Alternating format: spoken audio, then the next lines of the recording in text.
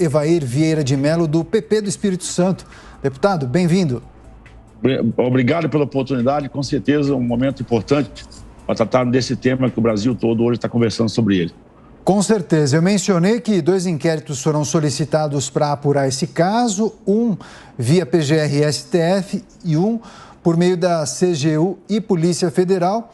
E eu destaquei que nós chegamos a entrevistar, inclusive, o presidente da Frente Parlamentar Evangélica, o deputado Sóstenes Cavalcante, que o senhor bem conhece, e ele defende, claro, que as apurações sejam feitas, sejam aprofundadas, mas ele entende que o ministro deva continuar no cargo neste momento. Só que não há consenso entre os deputados. Alguns entendem que seria bom que o ministro saísse de cena, saísse do cargo.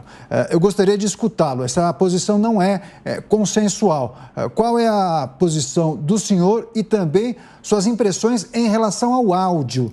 É um áudio grave, trata-se de uma informação que pode prejudicar o andamento da gestão do Ministério da Educação. Gostaria de escutá-lo, por gentileza. Obrigado pela oportunidade. Naturalmente, como vice-líder do governo na Câmara, também sou membro da Comissão de Educação. Portanto, eu tenho uma atuação muito próxima ao Ministério da Educação.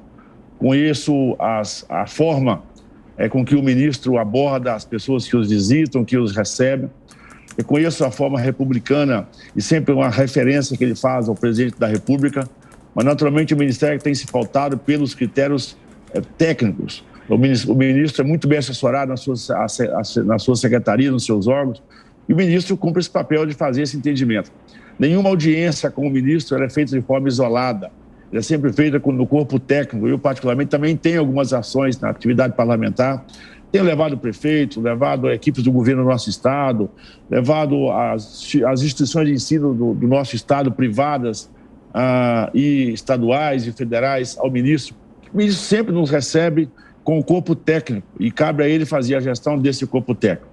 E todo esse corpo técnico estará à disposição, eu tenho certeza, da Procuradoria, da Polícia Federal, ou de qualquer outro mecanismo, qualquer outro órgão que queiram fazer esse levantamento. O ministro sempre é muito cordial e as particularidades, eu estou dando depoimento de quem convive no Ministério quase que semanalmente, e sei o ministro como ele trata, sempre fazendo uma referência carinhosa ao presidente Jair Bolsonaro. Ele é um ministro que acredita todas as entregas do Ministério na pessoa do presidente Jair Bolsonaro e prestigiando as pessoas que o acompanham. Prestigia os parlamentares, prestigia o deputado, os senadores, os prefeitos. Ele tem um jeito muito cordial de ser. E, naturalmente, isso às vezes é mal interpretado, porque ele não tendo os métodos convencionais, não agrada a todo mundo. E quando você percebe os áudios, por exemplo, da forma carinhosa que o ministro trata, para mim não passa disso. Você está falando com alguém que frequenta o Ministério, conhece o hábito do ministro, conhece como que ele aborda as pessoas, como que ele recebe as pessoas. O áudio, para mim, é um áudio que ele traz sentimento do dia a dia do Ministério, inclusive está dito no próprio áudio, ele não pede nenhum tipo de segredo, é sempre essa referência ao presidente, sempre muito carinhoso com quem está ao lado dele. Você percebe a oposição, normalmente faz a movimentação, exatamente fizeram com o ex-ministro Abraham, fizeram com o ex-ministro Ricardo Salles. Né? A oposição ao Brasil, não é ao governo do Brasil, não sabe para onde vai. E quem não sabe para onde vai, qualquer caminho está bom. Pegaram esse tema, estão tentando polemizar. Essa polêmica não vai para o núcleo do governo. O ministro Milton Ribeiro goza de um prestígio moral e ético de entrega importante. Faz uma condução de ruptura no Ministério do que era no passado e hoje traz esse novo debate.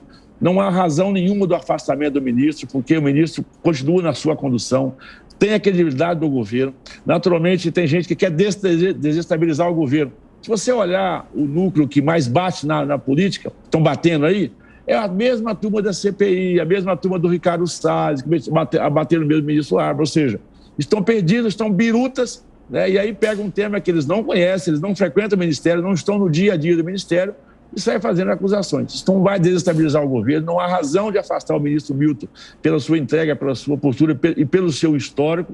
E, naturalmente, essas auditorias que vão ser feitas no processo vão mostrar rapidamente que o ministro não tem nenhum envolvimento com nenhuma coisa ilícita, porque quem conhece o Ministério da Educação sabe que as decisões são técnicas, são números, são indicadores, são índices. Você não pode colocar uma escola onde não tem um indicador.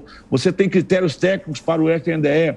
concessão de ônibus, para construção de escolas, de prédios. Tem que ser muito desqualificado no conhecimento técnico do MEC para poder dizer que ali tem algum direcionamento político. E o ministro já se prontificou, ele vai ao Senado, possivelmente ele vai à Câmara e vai ter todo o espaço, a liberdade de fazer esclarecimento. E, claro, os homens e as mulheres de boa vontade que conhecem o procedimento entenderão que ali tem uma explicação técnica. E aqueles que querem trabalhar contra o Brasil vão tentar tumultuar, arrumar aquela confusão que sempre fazem, mas eu digo que não vão a lugar nenhum, porque nada vão encontrar. O governo continua de pé e trabalhando pelo Brasil.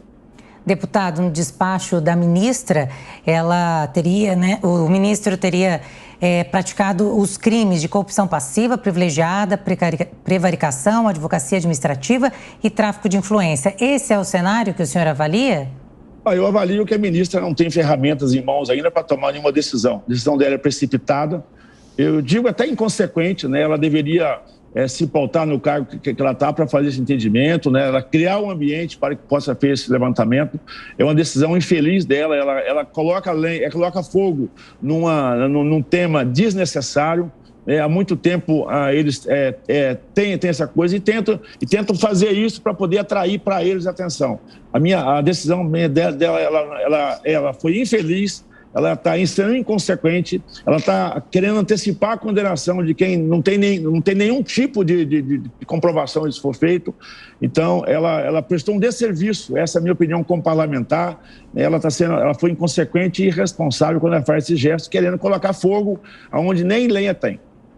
Agora, deputado, o próprio ministro se prontificou a conversar com as autoridades e também com os parlamentares, uma vez que o Senado Federal aprovou o convite para que ele participe de uma audiência na Comissão de Educação daquela casa. Isso deve ocorrer, inclusive, na próxima semana. Agora, não deixa de ser uma situação extremamente constrangedora para o ministro e isso, de certa maneira, respinga também no presidente Jair Bolsonaro, que também é pré-candidato à presidência da República. O senhor entende que, para minimizar uma situação desagradável, ele poderia tomar a decisão de sair momentaneamente do cargo, se licenciar, para responder esses questionamentos, inclusive dos órgãos de controle e justiça, que muito provavelmente farão uma aprofundada investigação nesse caso? Ou se ele saísse, seria um atestado de culpa? Como o senhor avalia e quais devem ser os caminhos a partir de agora?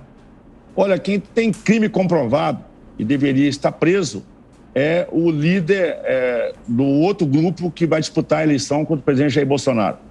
E eles querem julgar esse governo na mesma lama e não vão conseguir. O ministro Milton Ribeiro, ele vai sim ao Senado. Se necessário for, eu tenho certeza que ele vai à Câmara, ele vai trazer esses fatos. Ele não vai se afastar, porque eles querem desestabilizar o governo. O líder político de quem trabalha contra o governo é um homem condenado, com crime condenado, que saqueou o Brasil, roubou o Brasil, trabalhou de forma irresponsável, e simplesmente agora quer usar o processo político para que o bandido, o criminoso, volte à cena do crime, que não é a prática do nosso governo. O governo vai estar de pé, vai estar trabalhando, denúncias vão ter todo dia. Por isso, a Polícia Federal vai investigar, podem revirar, não vão encontrar nada. Ou seja, o governo, quem acha que o governo vai sair menor, o governo vai sair fortalecido, vai mostrar que o governo é transparente, objetivo, é leal ao país, é correto com o país e não é acusação de criminosos que vão colocar o governo na lama.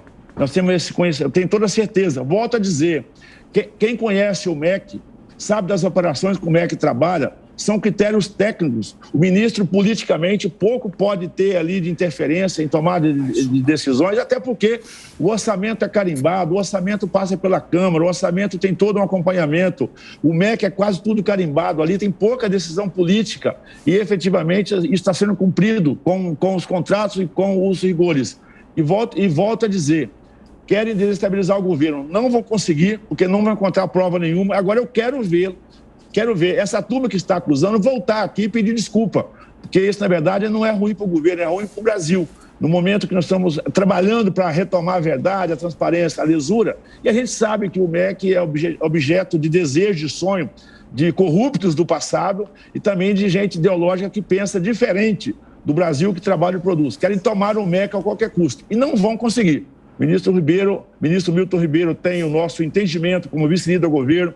volto a dizer, sou membro da Comissão de Educação, sempre acompanho o ministro que vai à Câmara, naturalmente acompanho muitas audiências com o ministro, sempre audiências com a equipe técnica do Ministério, com os seus secretários, feito de uma forma transparente, muito cordial, muito gentil, um homem de hábitos simples, que fala de uma forma objetiva, para que possamos entender. Eu tenho certeza que, eu estou convencido que quem está tentando destruir o governo não vai conseguir.